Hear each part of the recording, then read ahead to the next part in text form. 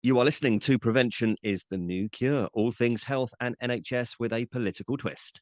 That's with me, Dr. Helen Stokes-Lampard, and Steve Bryan, former MP and Chair of the Health Select Committee.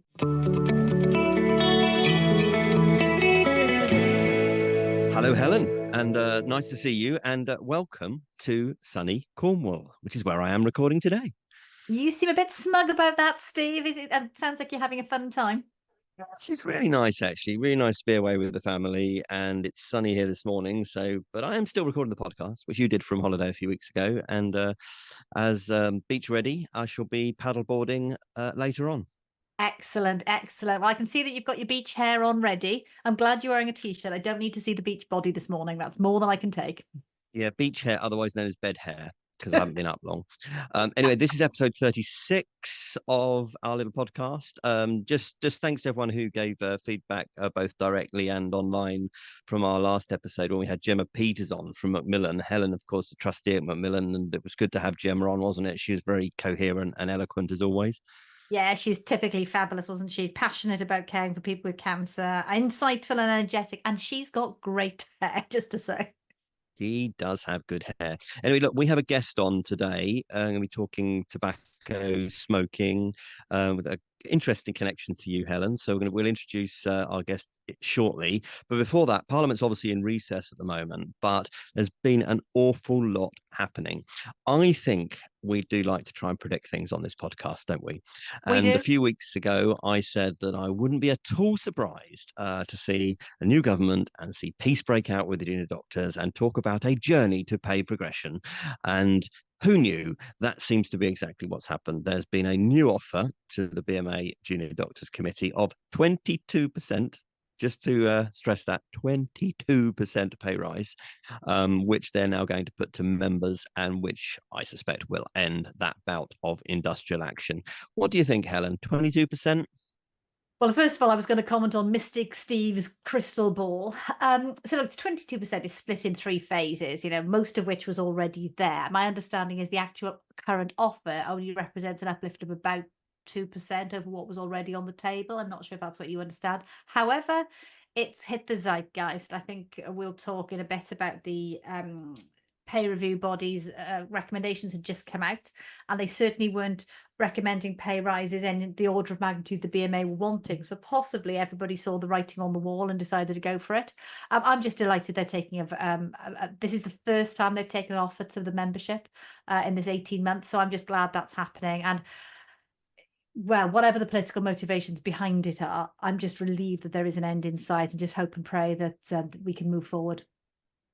I think that's right. But I would just say the warning sign that is there is the statement that was put out by the co-chairs of the BMA's Junior Doctors Committee. So you've got Dr. Robert Lawrenson and Dr. Vivek Trivedi. Yeah. They describe this offer as, quotes, a start.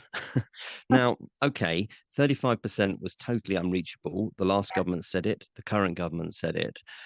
But 22% pay rise, however you build that, you're right, there are parts to it, is a lot of money.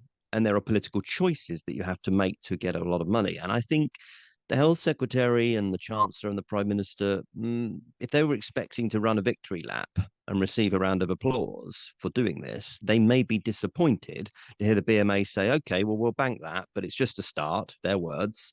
And, we'll see how it goes. And in a year's time, we'll be back for more. I think they may find a different response from this government if they really do come back for more, having put together a 22% pay rise package, which, let's face it, many, many people in the private sector, let alone the public sector, are not getting this year. Yes, indeed. And we're going to come on to talk about GPs in a moment who are pretty annoyed. And we know that nurses in the health sector are watching very keenly to see what happens with junior doctors, because they settled on a deal over a year ago and it was nowhere near 22%. So there is always this sense of disquiet, and let alone the wider public health sector. We know that, there are many people working in public health, civil servants, people in education, who are very frustrated and disgruntled. And I mean, the global recession has had inevitable consequences for us all. And a wise colleague said to me once, the problem with freezing pay, or freezing membership subscriptions or freezing anything to help people out short term is there always has to be a bounce back and a correction.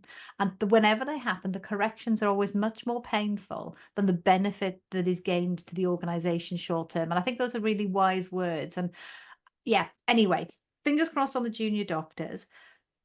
But can we pick up on the pay review body and this? Yes. Yeah. So there was this recommendation of 5.5% or 6% across the board. What did you make of that one, Steve? Well, that, of course, is for those that will be on the agenda for agenda for change pay scales. So, a lot of NHS staff, a lot of ambulance workers, a lot of people in the health and education sector, basically. Obviously, the independent public sector pay review bodies, there are numerous. They come forward with their recommendations. They should come forward with them at the start of the year. It should then be considered by government. It should then be confirmed or otherwise in the spring budget each year. Whereas at the moment, of course, we are in August and we've only just accepted the pay review body. So they'll now be backdated to the 1st of April. And the new chancellor said that she would accept the pay review body's recommendation of 5.5%, 6% for that cohort of public sector workers, which again, is a political choice. And she's made choices around winter fuel allowance in order to pay for that. You can make political judgments as to whether you think that's the right or the wrong thing to do, saying that obviously there is an impact to accepting the pay review bodies, but there's also an impact to not, which is around retention of staff. Yeah. But of course, 6% is very different to the 22% we were just talking about on the junior doctors. But I think inflation is not at 6%. Inflation is at 2% of target. So people will be relieved at that, I'm sure, because of pay lag over the years. What are you hearing? Yeah, I mean, I think there was a collective sigh of relief throughout health and care, healthcare, sorry. This doesn't affect the care sector, which is mostly private. But yeah, so collective sigh of relief, and the NHS has sort of sent out a letter to the system saying that will be honoured. That money will be found, and certainly in general practice. So we'd been told that we were getting 1.9% on our uplift this financial year, which was what led to furious backlash from GPs across the country, and led to the ballot results from the BMA, which we're going to come on to in a second. So 1.9%, just to put in context, didn't cover most practices' increased costs for covering minimum living wage, which, if you remember, went up 9.65% this year. So what practices have been working on was on the basis that they were having no pay rise, and in fact a cut to their baseline income for this financial year on the background of rising inflation. So now suddenly being told they're going to get 6% on salaries is a massive breather for practices. But of course, all this has been tangled with the timing of the ballot of GP partners. So I think it's really messy. The BMA, the ballot dates were fixed. They were fixed when before the general election was called. There was no consideration has been taken of the announcements by the Chancellor about the funding deficit, about the committing to the 6%, or indeed there was an announcement last week that an extra 82 billion was going to be found to help practices employ junior doctors. I won't go into the details of it. The details of how the money is going to be allocated haven't yet been worked out, but essentially 82 million works out at about £1.20 per person registered on a GP list in England. So practices are doing their own arithmetic. Just to go back a stage then, so obviously the Glass government settled the nursing dispute to greater or lesser extent. This government appear to be settling the junior doctors dispute. They've accepted the pay review recommendations for most of the agenda for change cohort across health and quite a lot of education. But just when they thought it may be safe to come out of the cabin, the GPs are now not on strike. You can explain to us why GP partners can't go on strike, but they now are effectively working to rule. And there is a menu of options which GP practices can, as I understand it, can choose to honour the outcome of that ballot. What I find odd is, as you say, this was all set in train before the general election, but there has now been a change of government. Wouldn't it have been smarter to hit pause, if legally you could do that, or at the very least to just sort of step back, say, and breathe, everybody, and then let's think again, have conversations with the new government and see where we're getting to? Is that naive of me? No, I think you're absolutely right, Steve. I think a lot of GPs are a bit bewildered at the moment that there hasn't been. I mean, the vote's gone through and the vote was really clear cut. Of those who participated in the ballot, which were GP partners who are BMA members, and about 70% of those who voted for this. Actually, I mustn't give the figures. It was a high percentage, way beat the threshold that was required, but they only represent a small proportion of GPs in England. I think that's the point I'm making. It was, 8,000 odd in the ballot. There are over 30,000 GPs in England, but only a certain proportion of partners. I think people feel very, very strongly, and that was absolutely the right thing to do, to have the ballot and to show the strength of feeling. What's confused people is we don't know the implications of the 6%. We don't know the implications of the 82 million.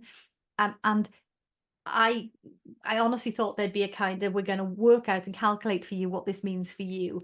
But I think it may be that this has legally been set in train. So as a trades union, they have to follow through. What does it mean for patients? Because each individual GP practice has to then make a decision as to how they're going to work for all, which bits they are going to do, which bits they're not going to do. Are they going to see the minimum number of patients per day, or are they going to ignore that bit and carry on as they were? And, is there a patient safety angle to this? Because we talked before, didn't we, about people and the bad press, the NHS's broken message, the new Secretary of State has talked about, and the implications that could have for people who've got a concern about, an irregularity or a breast lump or whatever, and not going to seek their general practitioner's view. Is the narrative of this worrying to patients, and is it worrying for patient safety to you as a clinician? Look, every set of industrial action in health and care is worrying for patient safety. There's always a patient safety angle. A lot of people will try and say there isn't, but of course there has to be. Inevitably, if we're not providing what we would normally do, then there are inherent risks. However, the set of 10, if you like, the pick list of 10 items the practices can choose to engage with or not, the one that is likely to have direct impact on patients is the limiting number of contacts per clinician to the European recommended safe maximum of 25. So that, I mean, if practices bring that one in, there will be fewer appointments available. So that's the one. Most of them, however, are, bear in mind, GPs at the end of the day care desperately about their patients. They want to deliver high quality, good care to patients. And this is about how we do that. A lot of it is about bureaucracy and GPs refusing to engage with pathways, paperwork, cost saving exercises that are a benefit to the whole NHS, to the NHS cost base, to hospital administrations, but they don't actually benefit frontline patients and frontline GPs. And so things like engaging with certain pathways, not agreeing to data sharing things, not agreeing to do additional work to find the cheapest possible drugs for patients that are of comparable safety. So those are the sorts of things. So actually patients hopefully won't see much difference depending what practices choose to do. It'll be felt more centrally at hospital level and then ICB level.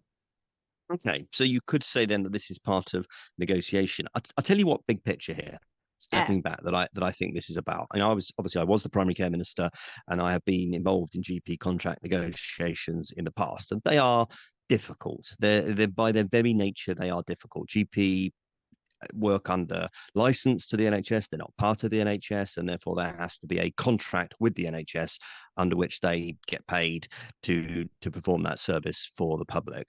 What's going on here, and you and I talked about this last week, is that this current contract, which is come to an end, actually, is pre-financial downturn, Yeah. pre-cost of living crisis. It's Pre-pandemic. pre-COVID, Yeah. and therefore, it's actually not really fit for purpose anymore. And I think you used the words, didn't you, that a lot of practices have sort of been limping towards April this year when that contract formally came to an end, and it's just on sort of extension at the moment. And so this is sort of a bit, I think these are salvos in the contract negotiations.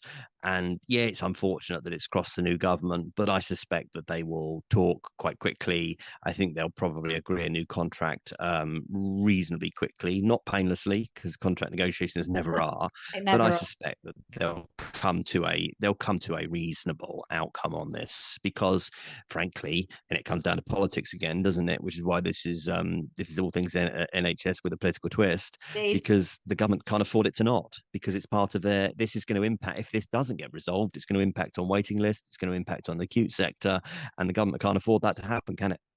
Absolutely, and I'm sure your political instinct is absolutely right, and Steve's crystal ball will be proven correct once again. And I hope and pray that we move swiftly to the next stage, which is the formal negotiations on the contract. I mean, everyone knew there had to be a new contract. There's already been strong statements that there will be a contract that is negotiated, but if this is a warning salvo, then so be it. Shall we move on?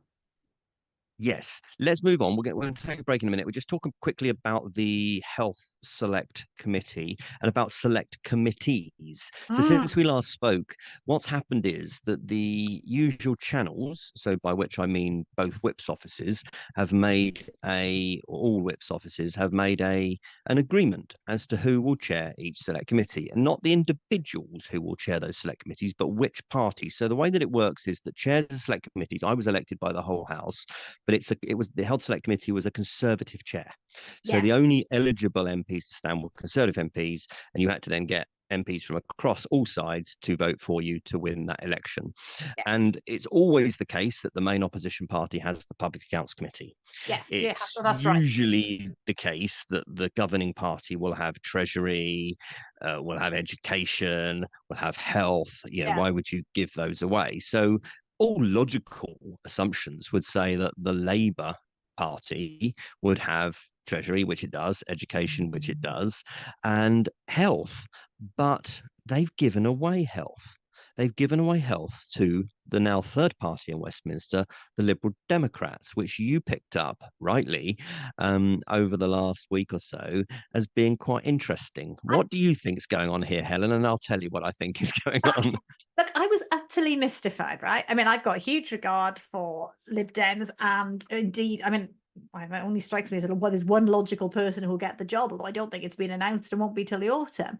But um, I was really confused because I didn't appreciate this allocation business at all. In my time in medical leadership, all the chairs of the Health Select Committee have been ruling parties. So, I mean, there was yourself, obviously, and Jeremy Hunt, your immediate predecessor. We had the fabulous Sarah Wollaston, Stephen Dorrell, you know.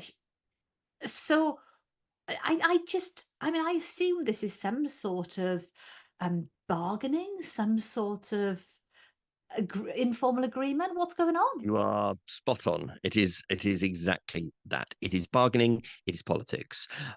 The Liberal Democrats got 72 MPs. They obviously the Labour Mm, Party don't need their votes. But no. what I would say has probably happened here is some sort of very informal, Yeah. almost coalition agreement, Yeah.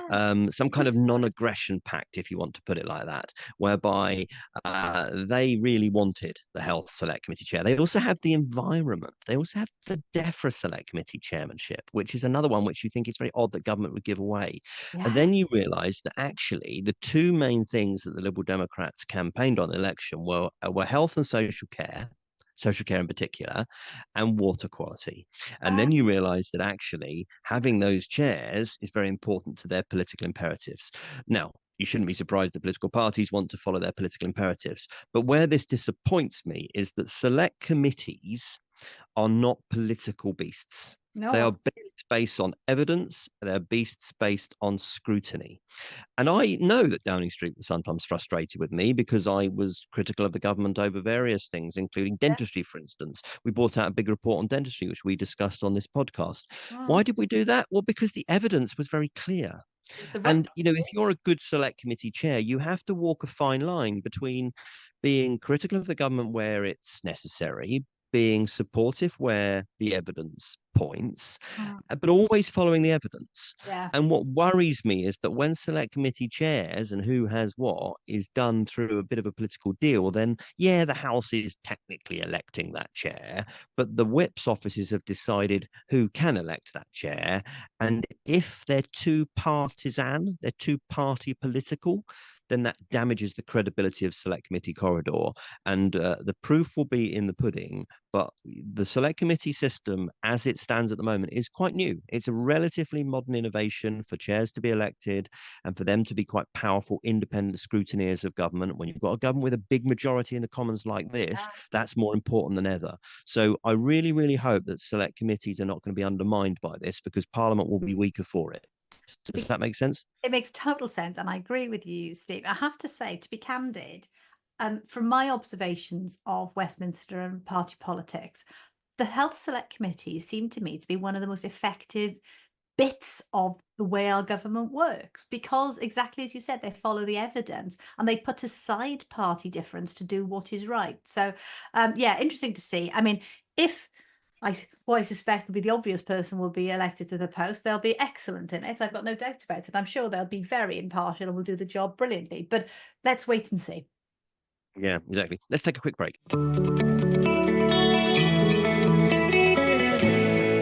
Well, welcome back. You're listening to Prevention is the New Cure, the podcast looking at all things political and health related. And of course, we're focused and we're obsessed on prevention of ill health. And the apple of the eye, Helen, has sometimes been described as Australia and New Zealand. Indeed. And that is why we were quite interested when Cancer Research UK reached out to us. And Dr. Ian Walker is joining us now, and he's Executive Director of Policy at CI UK. And Ian, you've just been down under Australia and New Zealand. And just before we start, though, Helen, do you want to remind listeners of your declaration of interest? Yeah, thanks, Steve. And I'm really, really interested to chat to Ian about what he's been up to, because as some of you may recall, I have recently been appointed to be the new Chief Medical Officer for the whole of New Zealand, so the National Chief Medical Officer, although that is the head of the doctors rather than necessarily just the public health side of things. But clearly I'll be working closely with the public health related CMO who's in the government. So, and obviously all things prevention are of massive interest to me. So Ian, a huge welcome to the podcast. Tell us what's on your mind. Well, firstly, thank you for having me this morning. Very nice to be here. And I guess we reached out really just based on some of the reflections of the visit that I had fairly recently out, as you said, to Australia and New Zealand. And New Zealand in particular has for many years been heralded as, world leading in terms of its prevention activities, and particularly public health around tobacco policy. So indeed, the recent policy and legislation that was submitted to UK Parliament was based on what we actually call the New Zealand model. And this is fundamentally based on raising the age of sale of tobacco products by 1 year every year, so that you're raising the age at which people can buy cigarettes.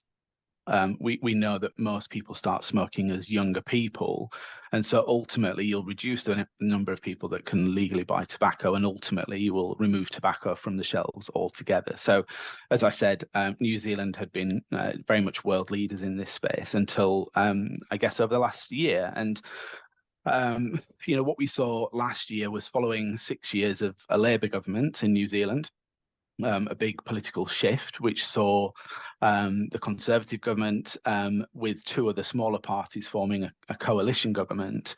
And as part of that agreement that they make as a coalition to come into power, the smaller parties had negotiated that the tobacco policy would be repealed. And so very quickly thereafter, with very little consultation, we saw New Zealand repeal the tobacco legislation. And of course, that's taken them from being world leading in this space to much complaint, if you like, from public health communities around the world. So really the trip out to New Zealand was to understand that a little bit more and see what the implications might be for the UK.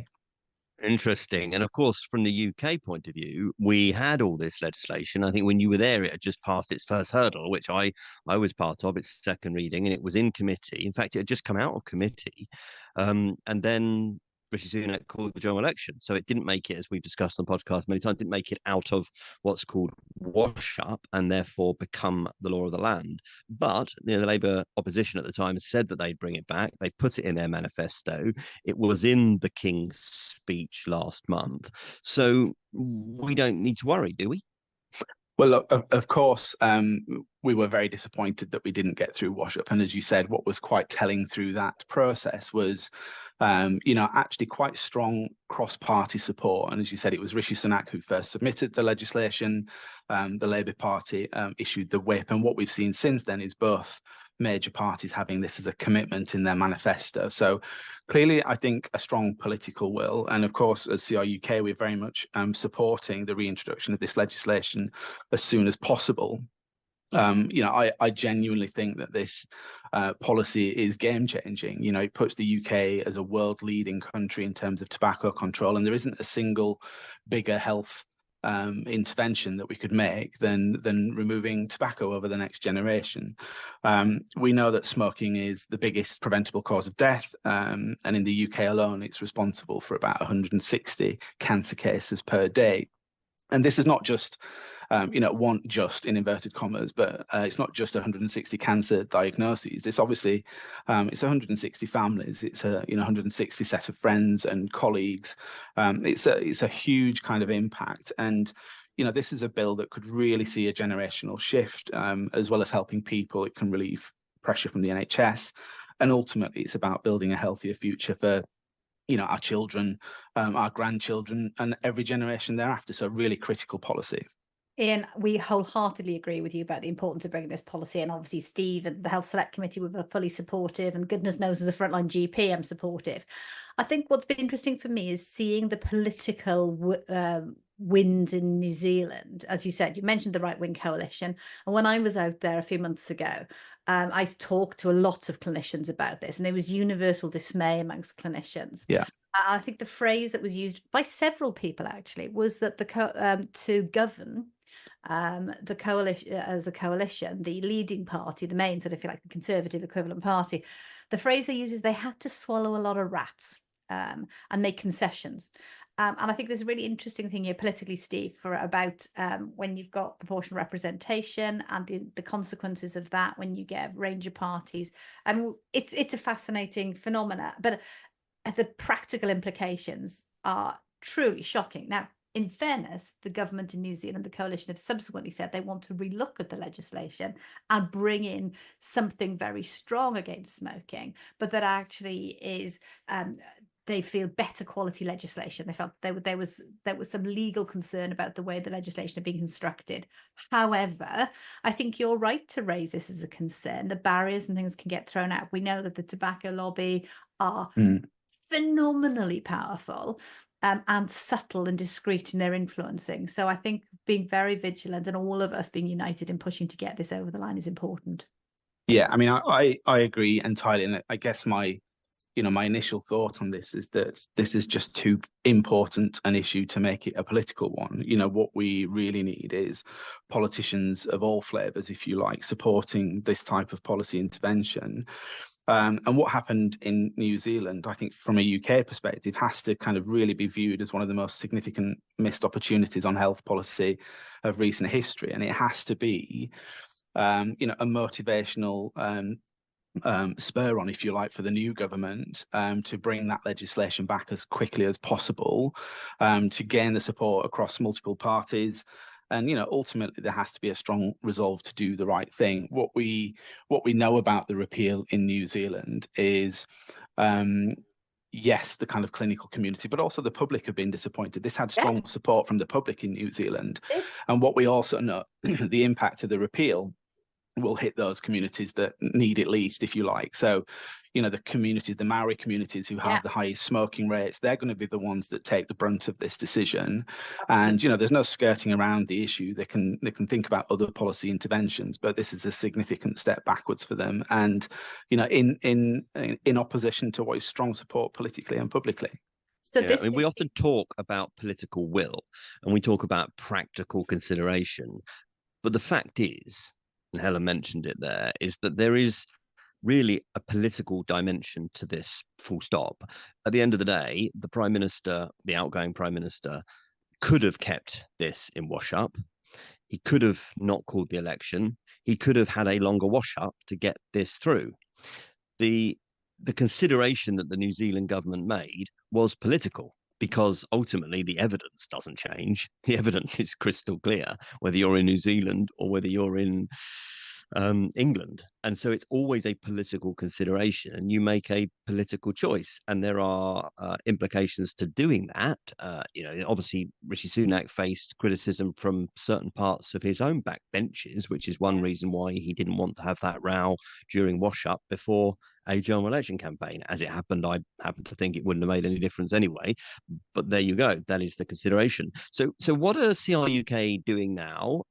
Maybe they'll even connect with the new CMO in New Zealand. What are they doing now to see that this does return in New Zealand, or are you just using it as an interesting case study? And the clue is in the name: your cancer research UK. Yeah, so I think in terms of tobacco control, then obviously there's a global community of interest here. And so we do have strong links into New Zealand already. New Zealand are one of the countries that participates in a program that we set up about a decade ago called the International Cancer Benchmarking Partnership. And this is where we look at countries across the globe with similar health systems, and we compare cancer outcomes, and we try and understand, why there are differences, why some countries do better than others. So New Zealand have been a close partner through that. And of course, we're working with their cancer control unit, which is excellent, by the way, Helen. And we, in fact, I'm speaking with them tomorrow, and we'll be updating each other in terms of political progress. So I think that from a political perspective, the hope in New Zealand is that they run a slightly different political cycle to us. It's 3 years rather than 5 years. And so the opportunity for change and for people to consider how they want to vote will come around quite quickly. But from a UK perspective, I think it just really highlights the fact that we have to keep progress going. So again, we're speaking with all political parties. We're getting to know some new faces, obviously, following the general election. But what we're hearing, again, is very strong support across all flavours of politics. We've still got very strong support around, depending on which poll you look at, up to 60 to 70% of UK public, including many smokers, incidentally, very supportive of this new legislation. What we know about this policy is the reason it's got such strong support is that smoking kills, and that's very, very clear. The evidence is definitive. We know that we've had something like an estimated 9 million people in the UK have died since the 1960s from tobacco-related disease. So, this is huge for us.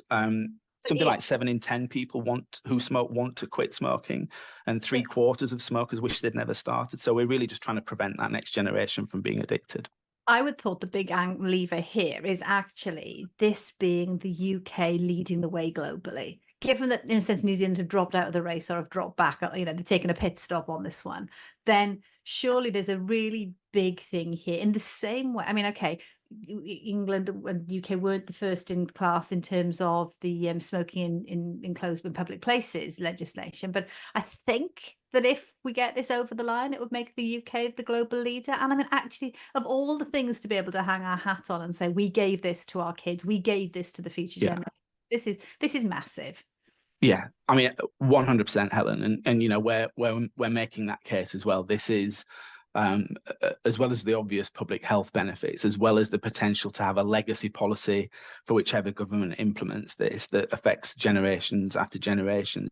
This is, without doubt, a very, it's low-hanging fruit for them now to be able to say that we're truly world-leading in terms of the public health policy position, and in particular in our position around tobacco control. So it's a fantastic opportunity politically, financially, and from a public health perspective, and one that we're really pushing very hard to see implemented as soon as possible. We talk a lot about the tobacco side of it, but of course there's the vaping aspect. And as Steve has just reminded me, tobacco pouches side of things. That's not being talked about a lot, sort of tighter legislation around vaping. Do you think that's going to be important?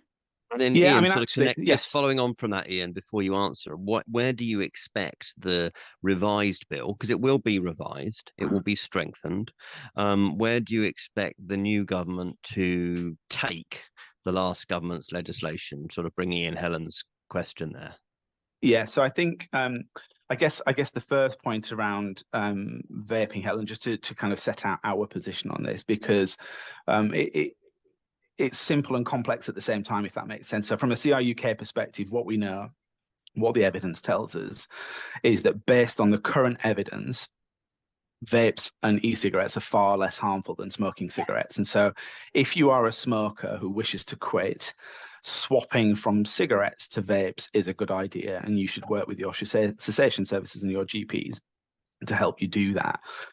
So we know that vaping's far less harmful than cigarettes. Cigarettes have got something like 5,000 chemicals in their smoke, of which at least 70 of them are known carcinogens. So, that switch is clear. What we don't know, and this is a function of time and the relative newness of the products, we don't know long-term health implications of vapes yet. And so whilst it's a relatively easy decision for smokers to switch, what we absolutely do not want is for never smokers and for young people to be picking up vapes, because again, we don't know the long-term health implications. There could be things that come out in the next 10 or 20 years even.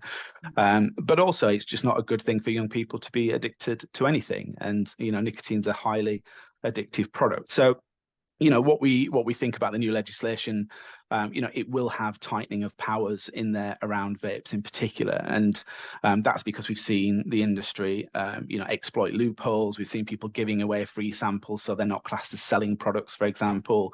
There'll have to be further consultation, but the powers that have been looked at through the existing legislation proposal is for advertising and placement of products, etc. So we very much welcome the debate that will happen around those things. And Steve, to your question about what might come in terms of amendments, I think it would be premature of me to comment, but there's clearly discussions based on the things that came up through committee and some of the challenges and issues that were raised there.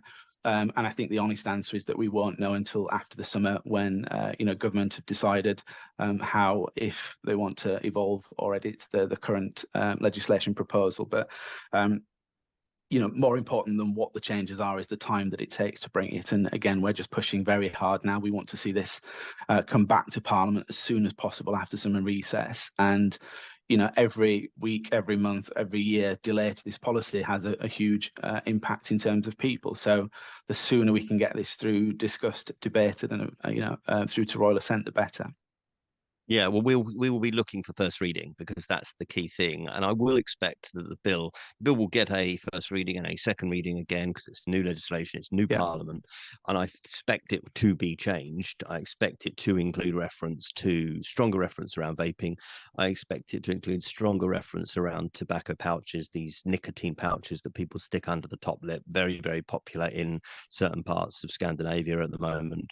And I think a grave concern in terms of another form of addiction, which is nicotine addiction, and all the implications that there has. So that's what we're looking forward to. Just before we let you go, Ian, as Helen and I discussed earlier, I am down in Cornwall at the moment on my holiday, and it's obvious that I am beach ready, and I'm just wondering, when you were down there in New Zealand, did you do anything for fun? You are obviously beach ready always. So were you on the beach, on the surf at any point? Do you know what? It was actually a very packed agenda, Steve. I think we had 5 days turnaround for Australia and New Zealand for the different things that we went to see. So what I did manage to do one early morning before the day started in Wellington, actually, Helen, which you'll become very familiar with, no doubt. There is quite a nice, about an hour's round walk, which takes you right up to the top of the hills, and there's a great viewing platform out over the bay there where you can sit and watch the weather change 4 times in an hour. So a bit of walking was about as much as I managed, Steve. What a diplomatic answer that is, Helen, isn't it? I like that. It was very anyway. He's polished. He's a polished pro. Yeah, as my favourite current band say, the Vaccines, get your wetsuit on. Anyway, that's a rather crazy reference there. But there you go. Thank you, Ian. That's Dr. Ian Walker, from Cancer Research UK. Your blog that you wrote on the way back from New Zealand is on politics.co.uk, and we will pop that on our social media so that you can all have a listen, read of that. And thanks very much for joining us, Ian. Brilliant. Thank you for having me. Thanks, Ian. Take care and keep in touch.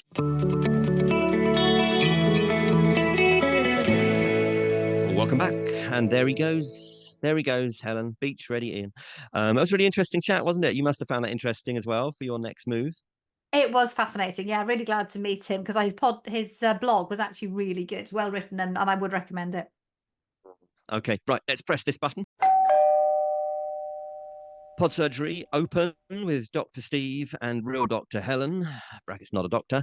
So it's a quick interesting conversation here about type 2 diabetes, Helen. Story that's kicking around this week. People can reverse their type 2 diabetes by going on a strict 900 calorie a day liquid diet, yeah, offered by the NHS. Sticking to it may be challenging, though, results suggest. Dieters must endure a few months of consuming only shakes, soups, and meal replacement bars before healthy solid foods can be gradually reintroduced. This is a new study that's been published in the Lancet Diabetes and Endocrinology journal, and we'll pop the link to that again on the social media. You spotted this story, Helen, and popped it on our WhatsApp group this morning. What do you think, Doctor? So I think, so look, this is great. This builds on quite a lot of research that's been building over several years, actually. Severe calorie restricted but balanced diets that lead to significant weight loss can help kickstart the body to reverse the diabetes. So diagnosis of diabetes is like many things in healthcare. It's on a spectrum. You hit a certain threshold and you are told you now have diabetes. And there's a phase of pre-diabetes, which we identify a lot of people. And if you're in the pre-diabetes or early stages of diabetes, you can go back down that spectrum into the more normal range. And so by triggering significant weight loss, this is happening for quite a lot of people, but it's hard to do. Now, we've known over the last decade. Do you remember MP Tom Watson did a massive lifestyle? He became a passionate advocate for this sort of thing. Well, what's happened here is, and actually there's a really good link, which I think we should also post on to the NHS England site about this whole program. It's called the Diabetes Path to Remission program for people. And on that, they list all the various trials and studies, the direct trial and the droplet trial. This today is a latest phase of the trial that's been published, but it's really important. And I think if people listening in are in this category, pre-diabetes or early stage diagnosis of type 2 diabetes, and you are carrying excess weight, this might be for you. If you've got the dedication and willpower, you could make this happen. So it sounds a bit extreme, but presumably this would then follow on from other things that you've tried with a patient, and it isn't a diet; it's a lifestyle change that you may well discuss and agree with a patient is the thing that they now have left in the locker. Is that a way of looking at it? That is very much. I mean, it does involve 12 weeks of being very calorie restricted. And that is you stop all normal meals and only have these carefully prepared shakes and all the rest of it. You can make them yourself and so on. But then after 12 weeks, you gradually phase back into a much more normal way of eating, albeit a more healthy way of eating than you probably have done before. And that discipline is what seems to triggers people into a new way of thinking about food and their relationship with food and healthy living. So it's a lot of really good stuff in there that just builds on what we already know. Interesting. Okay, and then just the final one. You want to talk about dementia and shingles vaccine? Yeah, well, prevention of dementia. Obviously, we're all about prevention here. I mean, a couple of stories in the last week caught our attention. You actually spotted the shingles vaccine one, didn't you? A new study in Nature magazine saying that. Yeah. So Go for it. being vaccinated against shingles may also help delay getting a dementia diagnosis. This is a study in the journal Nature Medicine. It's amazing. And that is a really interesting side effect. So we know that certain viruses trigger all sorts of changes in the body. There be links, we know that HPV virus can lead to the stages of triggering cancer in tissues.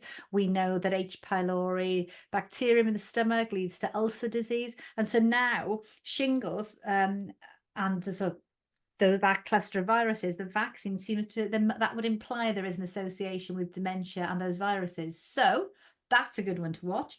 But I also spotted a big report from the Lancet Commission about reducing the risk of dementia more generally. And they've been building a list over the years of things that are known to reduce the risk of dementia. And they've added 2 new ones to the list. And those are managing or treating failing eyesight and aggressively treating elevated cholesterol. We've known about cholesterol and heart attacks and strokes, but these now are linked with delaying the onset of dementia too. So there are now 14 things that can delay or reduce dementia onset. So I'm going to rattle through them. You'll know most of them.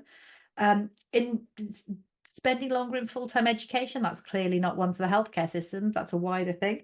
But things like treating hearing loss, managing depression, physical activity, managing diabetes, smoking, blood pressure, obesity, alcohol. But later in life, there are things about social isolation and sight loss. So we can affect lots of those. There's one, however, I'm not sure how much we can do with, which is about brain injury. Interesting.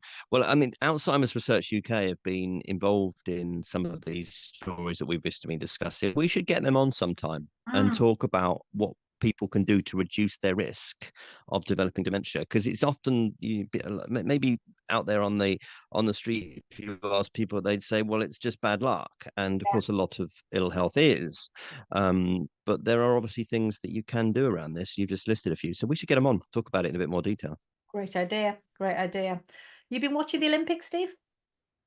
Yes, I have. Yeah, I mean, yes, I watched the men's 100 meters final, which is the big one, if you like. But I've watched lots of other things. I particularly enjoyed the hammer. You know, the Oh, hammer throwing. yeah, very I impressive. thought it's extraordinary, isn't it? The hammer throwing. I was thinking, how did anyone, you know, when did they come up with that? I know what we'll do. We'll get this ball and we'll put it on the end of a chain, and we'll get you to spin round in a circle and throw it. I mean, I think that's What could fascinating. go Swimming, wrong, I can right? see, you know, how you got to swimming 50, 100 meters and who comes first wins, but how they worked out the hammer one, and quite a lot of sports are like that in the Olympics, aren't they? I think it's great. It's awesome. And for me, the Olympics, what always attracts me are the sports that I would never otherwise have any interaction with. So I don't know if you saw any of the BMX stuff. I mean, there's an amazing British BMXer, a young woman called Beth Shriver. She had been stunning. She had smashed it out of the park on all the heats, and she looked a dead cert for a medal. And then the tiniest of wobbles in the final, and she doesn't get a medal at all. I was gutted. I was there with bated breath for this. I was like, so. I mean, I know how disappointed I felt. Goodness knows how she felt. Bless her. And Um, that's, of course, what you see in all of these elite sports, but at the Olympics, don't you? You know, is that it really is often just a sort of tiny. hair's length that's different. And in the swimming, of course, you know, people won and lost on tiny, tiny tenths of seconds. But you know, that's elite sport. It is. It is. Hey, it's. I want to give a message to Alex Penny, who is who's our Our podmaster, who's producer. our producer of the podcast. It's Alex's birthday today, so I did threaten to sing happy birthday to him, but he declined. I have no idea why he would do that. Well, we will reprieve your Marilyn Monroe JFK for another time, but we will call it a day there, Helen. I think for this episode, I have, you know, I have a beach to find. Yeah. As always, let me remind that you can find us on socials. You can email podcast at stevebryan.com. You can find us on all the different social media platforms. We'll be delighted to hear from you. And until next time, Helen, look after yourself, and we'll be back in 2 weeks' time. Stay safe. Bye. Bye.